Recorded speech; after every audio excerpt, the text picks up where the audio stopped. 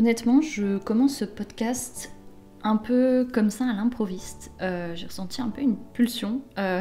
Hier soir, j'étais en babysitting, puis je réfléchissais un petit peu à mes projets, je réfléchissais un petit peu à ma vie.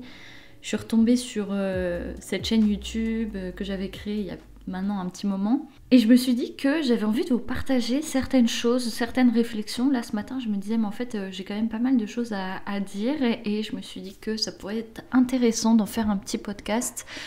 Donc honnêtement, j'ai pas préparé grand chose, c'est pas hyper construit, j'ai quelques idées, quelque chose que j'ai envie de vous partager, mais ça va être assez brut, assez authentique, peut-être sans trop de montage pour que ce soit le plus vrai et sincère possible, et puis que ça vous parle aussi le plus. Alors si vous avez regardé ma dernière vidéo, c'était sur une journée avec moi à Montréal. Et à la fin de la vidéo, je disais que voilà, je ne savais pas quand est-ce que j'allais republier sur YouTube. Je ne savais pas trop encore ce que je voulais faire. J'étais un peu perdue. Puis j'avais dit voilà, potentiellement, je ne vais pas republier pour l'instant. Donc voilà, je ne sais pas quand est-ce que je reviendrai. Puis finalement, ça fait plus d'1 an que je n'ai rien publié, je crois. La dernière vidéo, je crois que c'était en novembre 2021. Et là, on est en janvier 2023. Donc ouais, ça fait un petit moment maintenant. Mais je me suis dit quand même qu'il y avait quelques trucs que je pouvais repartager. Puis j'ai jamais abandonné l'idée de ma chaîne YouTube. C'est juste, j'avais juste fait une pause parce que justement, je vais en venir. Mais je suis arrivée à Montréal pour mes études et j'étais plus vraiment en phase avec ce que j'avais envie de partager. J'avais besoin d'être beaucoup seule. De respecter un petit peu mes phases d'introspection. Et c'est la première chose que j'ai envie de vous partager là ce matin. C'est que je trouve que c'est important. En tout cas, moi, ça m'a fait du bien et je suis vraiment heureuse de m'être respectée dans ça. Mais c'est important, de respecter ces phases de vie et de se respecter. Même si parfois on s'est forcé à faire un projet, on s'est obstiné, puis on s'est fixé d'atteindre quelque chose. Je suis la première à vraiment prôner, entre guillemets, la discipline, même si il faut une discipline, j'ai envie de dire, juste. Faut pas non plus être dans la dictature envers soi-même, mais je pense qu'il y a des moments dans la vie où il faut être discipliné. Et il y a un moment, si tu veux atteindre des choses, ça va pas se faire tout seul.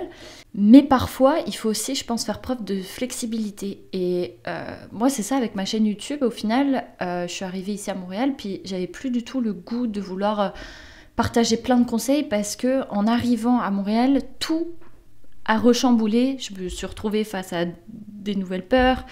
Voilà, tu arrives, t'as pas forcément tes amis, t'es pas forcément bien. Enfin, moi en tout cas, j'étais pas forcément bien dans ma vie personnelle. Il y avait beaucoup de choses qui étaient en train de changer. Tu découvres une nouvelle culture, tu es aussi dans un nouvel environnement, tu découvres une nouvelle école. Enfin, moi, je suis arrivée pour. Ouais, j'étais dans une nouvelle école. En l'occurrence, j'étais à HEC. Et je connaissais pas du tout même le monde du commerce. C'est pas que je connaissais pas le monde du commerce, mais en tout cas, j'avais jamais étudié le commerce comme on l'étudie ici au Québec. Puis, bref, c'était pas forcément évident au tout début. Et du coup, je me sentais pas de partager plein de choses, de me montrer. J'avais besoin de justement me respecter, de respecter mes petites phases un peu d'introspection à l'arrivée ici à Montréal, puis me construire progressivement ma vie ici, mon train de vie, mon quotidien, gérer un petit peu ma vie personnelle qui commençait à ne plus être comme avant. Du coup, c'est beaucoup de remise en question. Et bref, et tout ça pour vous dire que, encore une fois, je pense que c'est important de se respecter et de respecter ses phases de vie. Et peut-être que là, en ce moment, t'es peut-être dans une espèce de phase de transition où ça se passe pas comme tu veux, où t'as peut-être envie de te fixer certaines choses, mais tu hésites, ou c'est pas le bon moment, ou quoi. Enfin bref. Et parfois, juste de se demander de quoi est-ce que j'ai besoin et comment est-ce que je peux me respecter, je trouve que c'est des questions quand même qu'on se pose peut-être pas assez. En tout cas, moi, je me les suis posées et ça m'a fait du bien de justement de m'adapter à ce que j'avais besoin.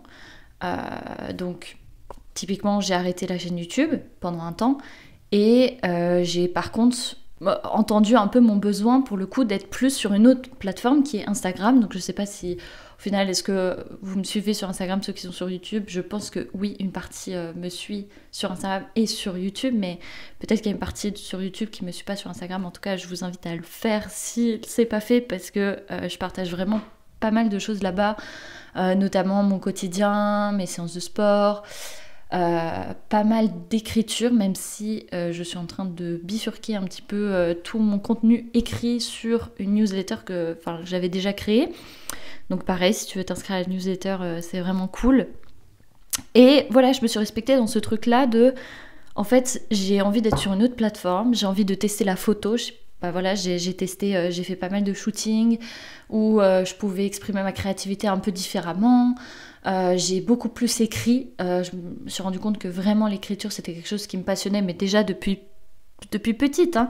Mais que j'aimais aussi la sérénité de l'écriture. Enfin, en tout cas, moi, ça m'apaise beaucoup d'écrire. J'aime vraiment ça. Donc voilà, je me suis aussi écoutée dans ce besoin que j'avais. Et puis voilà, je crois que c'est tout pour la première chose. Voilà, je pense que c'est des périodes parfois qui sont bénéfiques, ces périodes de transition où on est un peu en flottement, on sait pas trop comment faire, on sait pas trop ce qui se passe. Et en fait, juste, je pense que c'est important de s'écouter. Ça peut paraître super bateau, et c'est sûr qu'il y a beaucoup de gens qui vont le dire, mais il y a écouter, savoir, puis il y a le faire vraiment. C'est vraiment de se poser et se demander, ok, de quoi j'ai besoin maintenant? Comment est-ce que je peux faire pour aller un peu mieux? Et moi, typiquement, c'était de changer un petit peu mes projets, de revoir un petit peu mon ambition, de faire autre chose, de profiter aussi de Montréal, de pas forcément tout montrer sur les réseaux sociaux, de beaucoup vivre. Parce qu'encore une fois, c'est super de montrer sur les réseaux, mais c'est important aussi de le vivre pour soi.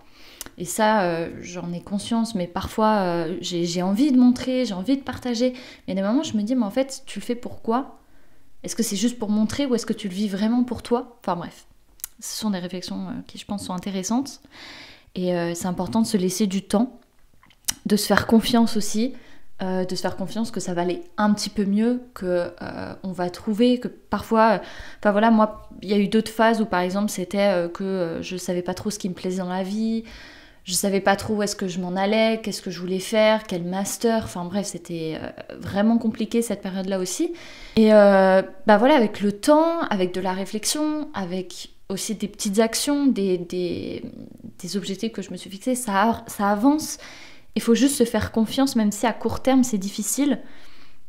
Encore une fois, ça peut paraître super bateau, mais en fait c'est tellement vrai.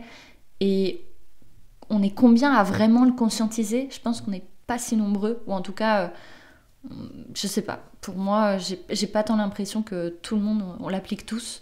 On le sait tous, plus ou moins, mais on l'applique pas tous, donc voilà. Et la deuxième idée que j'ai envie de partager aussi ici, je réfléchissais hier soir, je regardais un peu ma chaîne YouTube et je retombais sur d'anciennes vidéos, etc. Puis je me disais, on sait pas où est-ce qu'un projet peut nous mener. Et je sais pas si vous, les personnes là qui écoutez ce podcast, est-ce que vous avez écouté ma première vidéo sur cette chaîne, où je disais, en fait, je commence ce truc-là et je sais pas où ça va me mener. Et je trouvais que c'était intéressant de aussi se dire qu'il fallait faire confiance au processus et viser long terme. Parce que souvent, on est une génération court-termiste où tout va vite. C'est pas normal d'avoir des résultats qui sont lents. Et moi, je suis la première. Il y a 2 jours, j'ai eu un petit coup de blues où je me disais, mais c'est lent. Mais est-ce que c'est normal que ça soit si lent? Et en fait, même moi, j'avais perdu un peu cette confiance-là, mais je sais que c'était une petite baisse de motivation comme ça d'un jour. Mais je suis convaincue que tout ce qui compte, tout ce qui est important pour nous, ça met du temps à se construire. Mes amis, typiquement ici à Montréal, j'ai mis du temps avant de trouver les bons amis. Et encore du temps, je sais même pas si on pourrait dire que ça a mis tellement de temps. Je sais pas si 4, 5, 6 mois, c'est beaucoup. Mais ça prend du temps de construire des bonnes relations, de construire un couple, de construire une audience, de construire un business, de construire une belle relation avec ses parents. Enfin, tout ça, ça prend du temps. Il faut faire confiance au temps, il faut faire confiance au processus, il faut avancer, il faut faire tout ce qui est en notre pouvoir pour avancer, progresser, avoir de la discipline. Voilà, ça va pas juste nous tomber dessus, faut pas juste faire confiance au temps puis se dire ça va arriver, mais ne jamais rien faire. Non, c'est plus d'avancer, tous les jours faire un petit peu, tous les jours chercher à progresser, chercher à se développer et avoir cette confiance en la vie, au processus. Moi, en commençant ma chaîne YouTube, je pensais pas que j'allais rencontrer certaines personnes, je pensais pas que ça allait m'apporter autant, je pensais pas que ça allait être aussi challengeant aussi. Enfin, parfois on commence un truc, ou non, justement, parfois on a envie de commencer quelque chose, puis on s'imagine plein de trucs, puis on fantasme, ou alors on s'imagine que ça va être terrible ou que ça va être très dur, mais en fait, on n'en sait rien. On ne sait pas ce qu'on sait pas, et on ne sait pas où est-ce qu'un projet peut nous mener. Il vaut mieux y aller, tester, et voir après, s'arranger après avec ce qu'on a fait, plutôt que d'attendre, attendre, puis avoir peur, puis ne rien faire, et rester dans cette espèce de spirale. Je sais pas, je crois que c'est un petit peu fouillé là tout ce que je raconte, mais en tout cas, la chose que je voulais partager, c'était de viser long terme, qu'on a le temps, qu'on se rend pas compte. Et moi, la première, je suis quelqu'un quand même d'assez angoissé par le temps qui passe si vite. Franchement, je vois les années défiler et je me dis mais j'aurais pas le temps de faire tout ce que je veux. Et en même temps, en tout cas, c'est un truc que j'ai appris à HEC en voyant mes profs. Ils ont parfois, pour certains, 40, 50 ans, ils ont vécu 1000 carrières, quoi. C'est un truc de fou. Quand je vois qu'on a, pour certains en tout cas qui m'écoutaient, je crois que vous êtes tous plus ou moins étudiants ou jeunes, mais on a le temps. Et même si tu as 40 ans, je pense que tu as le temps. Je pense que c'est juste important, voilà, de faire confiance au processus, de viser long terme, de chercher à progresser un tout petit peu chaque jour, d'avancer vers des choses qui nous tentent, en se disant qu'on ne sait pas ce qu'on ne sait pas. Peut-être que ce projet-là que j'ai envie de lancer, il va me mener vers un endroit que je n'aurais jamais imaginé. Je vais faire des rencontres qui peut-être vont me mener ailleurs.